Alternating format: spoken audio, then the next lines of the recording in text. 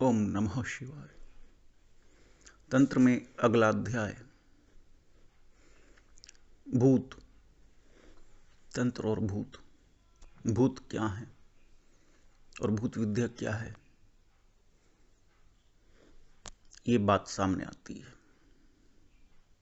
क्योंकि जैसे ही तंत्र में आप थोड़ी सी गहराई में आगे बढ़ते हैं, सबसे पहले सामने आकर खड़ा होता है भूत। भूत क्या है? भूत को नियंत्रित किए बगैर और आगे के स्तर पार नहीं किए जा सकते। इसलिए भूत विद्या का अध्ययन जरूरी हो जाता है। भूत विद्या तंत्र की अपने आप में एक बहुत बड़ी ब्रांच है। लोग भूत विद्या को ही तंत्र विद्या समझते हैं। ऐसी भ्रांति है, ऐसी गलतफहमी है। जबकि भूत विद्या तंत्र का एक पार्ट है। भूतों की जरूरत क्यों है पृथ्वी पर और भूतों का कैसे उपयोग किया जाता है? क्या भूत भी परेशान होते हैं? भूतों की आखिर इच्छा क्या होती है? अगर भूतों में इच्छा है तो अध्यात्म, स्पिरिचुअलिज्म उनके ऊपर अप्लाई हो जाएगा। अगर उनके ऊपर अप्लाई होता है तो नियंत्रण के दायरे में आ जाएंगे। क्योंकि इच्छा एक ऐसा मूल तत्व है कोई जो कई जन्मों के साथ साथ संस्कारों में परिवर्तित होती हुई कर्म को प्रभावित करती है। इसलिए जो भी तंत्र के क्षेत्र में आगे बढ़ता है, भूत से उसका सामना होना स्वाभाविक है। और भूत की भी वैरायटीज होती हैं, कई प्रकार के, अलग अलग। बॉलीवुड में एक फिल्म बनी थी, हवा। तब्बू की फिल्म थी, हीरोइन तब्बू थी। उसमें ये दिखलाया गया था कोई भूत आकर के जो दिखाई नहीं देता था, तब्बू नाम की हीरोइन को भोगता था, उसके साथ संभोग करता था। ये एक जेन्युइन, एक ओरिजिनल स्टोरी पर बनी हुई फिल्म है। आप चाहें देख सकते हैं। और ऐसी समस्याएं मुझे कुछ स्त्रियों ने भी बतलाई कि भूत उनके साथ आकर के क्या करता है और वो भूत के अधीन है, कुछ नहीं कर सकती। भूत का जब मन करता है, जब उनको भोगता है और सारा शरीर टूट जाता है। भूत की संभोग क्षमता इंसान की क्षमता से कई गुना ज्यादा। और सबसे बड़ा अद्भुत, दो योनि, एक भूत योनि, एक मनुष्य योनि, इन दोनों के मिलन में दुर्घटना होनी तो स्वाभाविक है ही। तो इस तरह की समस्याओं से पीछा छुटाने के लिए भी लोग अच्छे तांत्रिकों को खोजते हैं। जो अच्छा तांत्रिक होगा वो भूतों को नियंत्रित करके रखता है। भूतों को चढ़ाया भी जाता है। चढ़ाने का मतलब एक स्वस्थ आदमी के ऊपर भूत को चिपटा देना। और भूत को उतारा भी जाता है, अर्थात किसी व्यक्ति के ऊपर भूत चढ़ा हुआ है, चिपका हुआ है, दिखाई कहीं नहीं देता, और उसके ऊपर से भूत को उतार देना। जब वो स्त्री मेरे पास आई थी, मैं भगवती के देवी के सामने बैठा था। उस स्त्री ने कहा, एक गंदा आदमी मेरे साथ गंदा काम करता है। मैंने पूछा, गंदा आदमी क्या? उसने कहा, एक भूत है मैंने कहा मुझे तो नहीं दिखाई पड़ रहा। उसने कहा यही तो प्रॉब्लम है। जैसे मैं आपके कमरे में एंटर हुई, वो बाहर खड़ा हो गया और बाहर खड़ा होकर के मेरा इंतजार कर रहा है। मैं समझ गया कि यहाँ देवी का बल या आध्यात्मिक बल काम कर रहा है।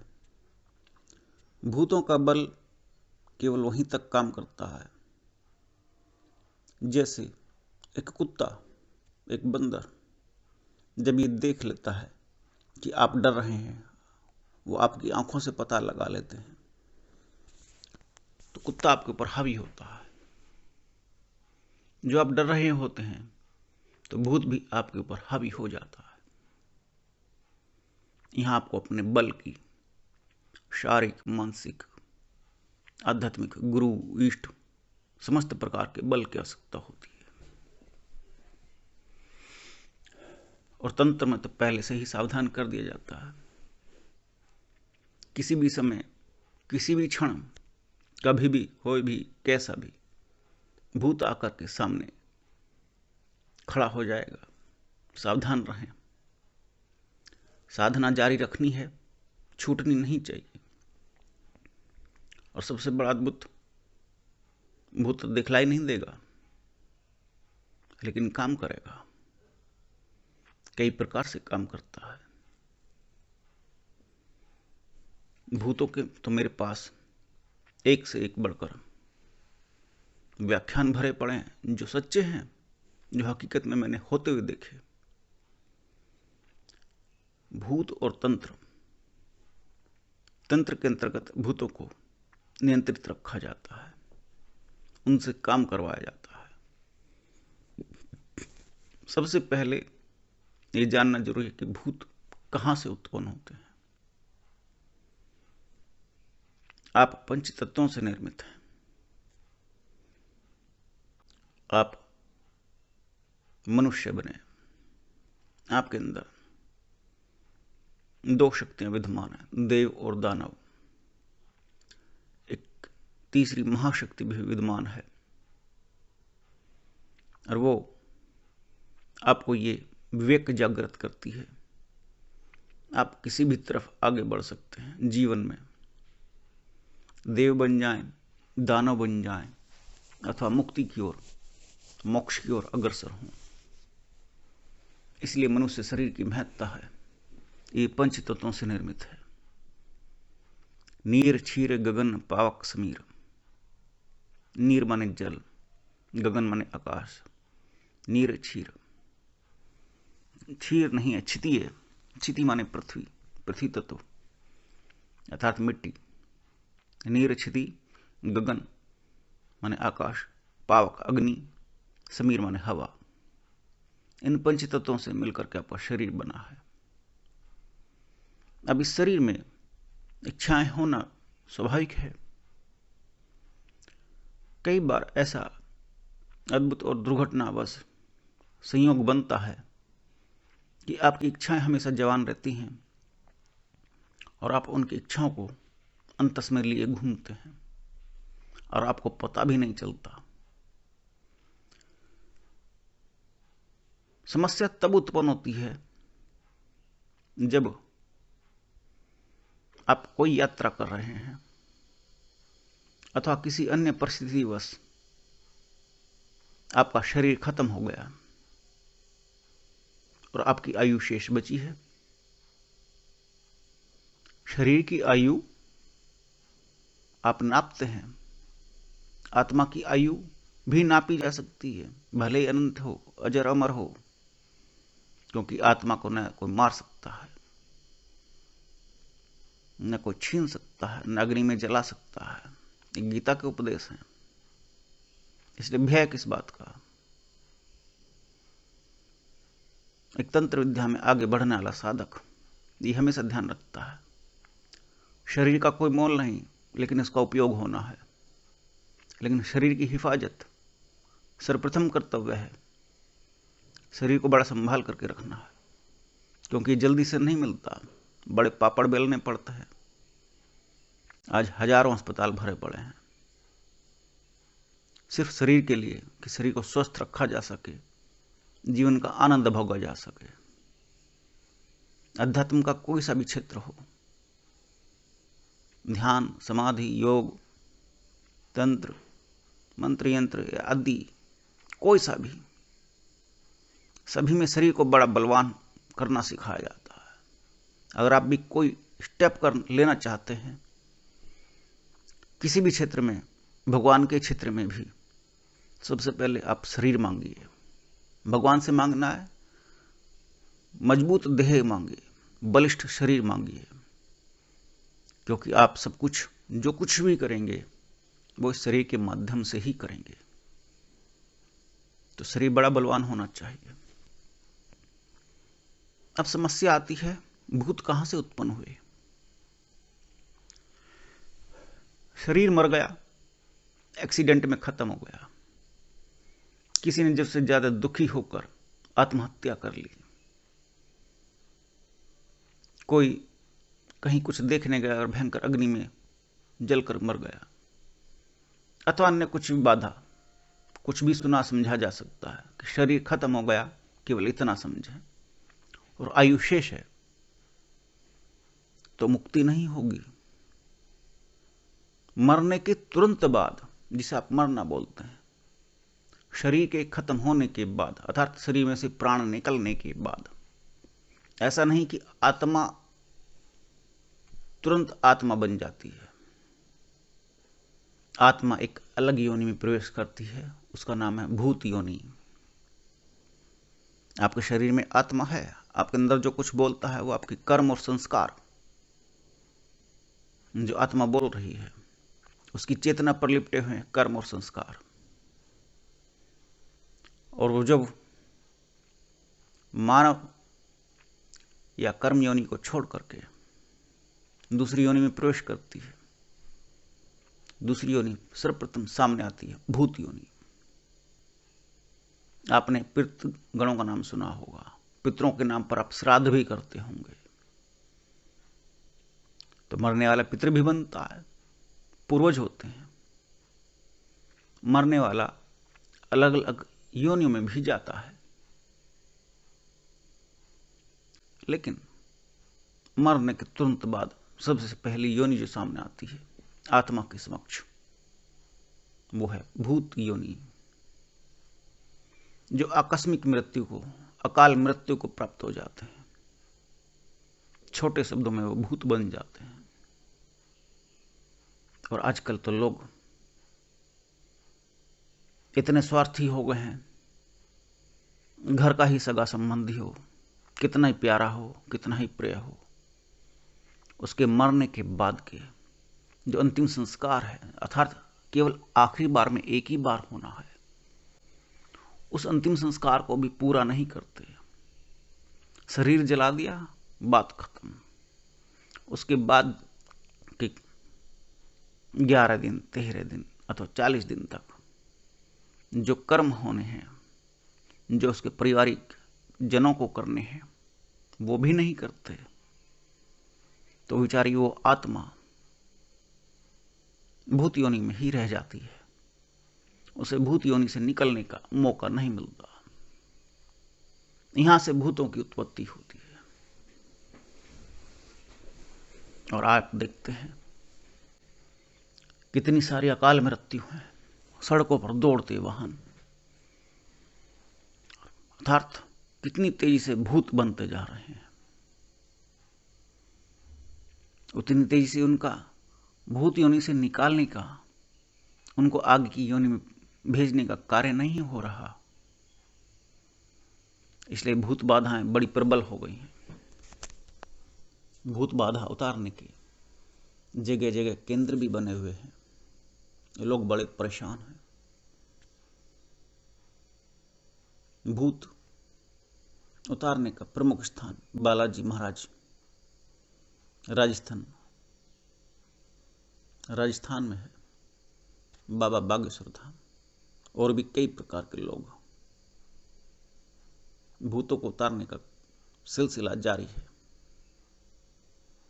अगर आप जीवन जीते हैं तो आपको यह समझना होगा आपके साथ साथ आपके घर, परिवार, मोहल्ले, पड़ोस में, सड़कों पर जो दिखाई नहीं देते वो भूत भी आपके साथ तैरते रहते हैं। मैंने कहा आपका शरीर पंच तत्वों से मिलकर के बना है, जबकि भूत केवल 3 योनियों में रहता है। भूत को 3 तत्व मिलते हैं, उसको पृथ्वी तत्व की प्राप्ति नहीं है, उसको आकाश तत्व की प्राप्ति नहीं है, इसलिए उसको शरीर नहीं मिल पाता। वो अपनी इच्छाओं को पूर्ति करने के लिए शरीर का उपयोग करते हैं। कई बार स्वयं की इच्छा से भूत अपनी मर्जी से किसी के भी शरीर में एंटर कर जाता है। ये आपने फिल्मों में देखा होगा। फिर उस आदमी का अपना कोई अस्तित्व नहीं, फिर भूत वो काम करता है जो उसका मन करता है। वो उसके शरीर को टूल बना करके इस्तेमाल करता है, चाहे तो शरीर को तोड़े मरोड़े, चोट पहुंचाए, चाहे उस शरीर के माध्यम से किसी और के साथ गलत हरकत करे, चाहे उस शरीर के माध्यम से किसी को डराए धमकाए। घर वालों का और उस शरीर का भी, अर्थात उस आदमी का भी जीना मरना मुश्किल कर देता है, नरक बना देता है, और लोग दुखी होकर स्वयं ही तंत्र की शरण में चल देते हैं। एक नहीं, हजारों फिल्में भरी पड़ी हैं, एक से बढ़कर एक बनाई गई। अब तो लोग भूत से डरते भी नहीं, इतने जागरूक हो चुके हैं। डर नाम की चीज भूतों से नहीं रह गई। फिल्मों ने भूतों को ऐसा बना दिया। अक्षय कुमार की फिल्मों ने, पहले कभी आप देखते वीराना, 2 गज जमीन के नीचे, ये फिल्मों के नाम है। भिन्न भिन्न प्रकार के डरावने सीन उत्पन्न किए जाते थे, लोग महसूस करते थे। अब लोग हॉरर फिल्म के नाम पर समझते हैं एक कॉमेडी फिल्म है, हॉन्टेड मूवी के नाम पर समझते हैं एक कॉमेडी फिल्म है। उसने इस डर को खत्म करके भूतों की महत्ता को खत्म किया, और भूतों के साथ होने वाले न्याय, अर्थात उनके प्रति किए जाने वाले कर्म, जिससे कि किसी आत्मा की मुक्ति हो सके, उस विज्ञान को भी नष्ट भ्रष्ट किया। इस बॉलीवुड ने समस्त प्रकार से भारतीय धर्म संस्कृति को नष्ट भ्रष्ट करने में कोई कमी नहीं छोड़ी। तो भूतों का जन्म यहां से उत्पन्न होता है। भूतों को कैसे और किस प्रकार से प्रयोग में लाया जाता है, और भूत विद्या क्या है, इसका आगे वर्णन जारी रहेगा। ये तंत्र श्रृंखला है, अभी सिद्धांत अधूरे हैं। सर्वप्रथम सिद्धांत था साविद्या यह मुक्त है, तंत्र विद्या। दूसरा महत्वपूर्ण सिद्धांत रहा काल, आप समय से परे नहीं जा सकते, उससे जाने की विधियां क्या है, समय को अपनी मुट्ठी में करना। तीसरा महत्वपूर्ण सिद्धांत बिंदु, जो ब्रह्मांड का केंद्र है, यूनिवर्स है, जो ये कहलाता है यत् पिंडे तत् ब्रह्मांडे। मैंने सर्वप्रथम कहा था, तंत्र में आप जानना, तंत्र नाम की वीडियो को सुन लेना, कि तंत्र में 2 कार्य करते हैं, एक सिद्धांत एक नियम। सिद्धांत क्या है और नियम क्या है, एक गुरु बतलाता है। और अगर आप जीवन में कुछ बनना चाहते हैं, कुछ सफल होना चाहते हैं, कुछ प्राप्त करना चाहते हैं, तो सबसे पहले जीवन में क्या क्या समस्याएं और बाधाएं सामने आती हैं, उनको लिखें, जानें, उनको तंत्र के माध्यम से भी हल किया जा सकता है। आध्यात्मिक क्षेत्र में, चाहे वो कोई सा भी क्षेत्र हो, उसमें अपनी क्षमताओं को आगे बढ़ाने की बात की जाती है। आज आपको खेल खेल में आपकी क्षमता बढ़ाने का एक कार्य बताता हूँ। उसको आज से ही, अभी से शुरू करें। घर में भी और बच्चों में भी, और आपके अंदर भी खुशहाली रहेगी, प्रसन्नता रहेगी। अपनी आंखों पर पट्टी बांधकर बच्चों के साथ खेलें, ध्वनि पर ध्यान केंद्रित करें। बच्चे भी खुश रहेंगे और आप भी खुश रहेंगे। मोबाइल से छुटकारा मिलेगा और बच्चों की और आपकी श्रवण इंद्रिय, कानों से संबंधित विज्ञान की, ध्वनि की ऊर्जा बढ़ेगी, मन मस्तिष्क की ऊर्जा बढ़ेगी और प्रसन्नता बढ़ेगी। आप ऐसे स्टेप उठाएं जिससे कि आप आध्यात्मिक जगत में भी प्रवेश पा सकें, आपका शरीर और मन मजबूत हो सके, प्रसन्नता आपको प्राप्त हो सके। तंत्र का मूल उद्देश्य जीवन को खुशहाल बनाना है।